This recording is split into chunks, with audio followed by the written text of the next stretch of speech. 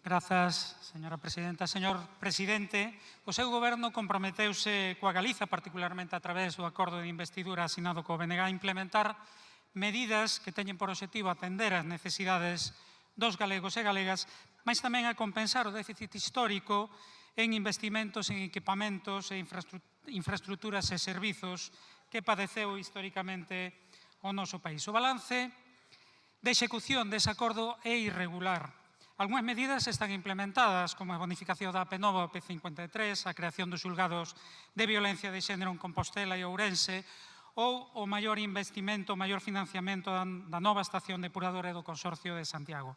Outras, en execución, é o caso da quita da débeda ou do estudo para a implantación do tren de proximidade nas áreas urbanas galegas. Mas moitas outras parecen non avanzar e quero lembrarlle que a legislatura si o fai. De feito, xa pasamos o Ecuador.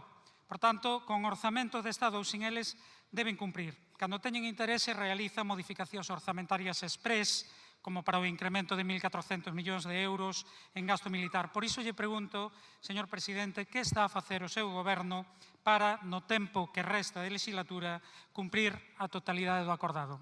Obrigado.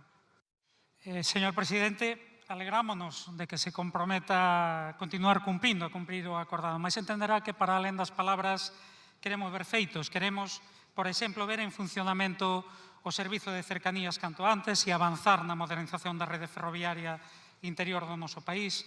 Queremos que sexan creados tamén os xulgados de violencia de xénero de Lugo e Pontevedra e un maior financiamento aínda das políticas sociais, especialmente da lei de dependencia. É verdade que se cumpriu no maior incremento das pensións mínimas e non contributivas.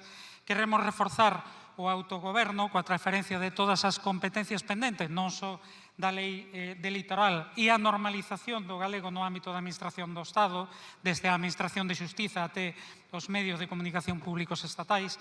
Queremos que a tramitación da lei para a transferencia da AP9 á administración galega non siga demorándose de maneira injustificada e poida concluirse canto antes, porque o BNG está aquí para defender os intereses dos galegos e galegas e por iso reclamamos que o seu goberno continúe cumprindo, que cumpra todo o acordado. É, demais, o mellor antídoto contra o Partido Popular. Moito obrigado.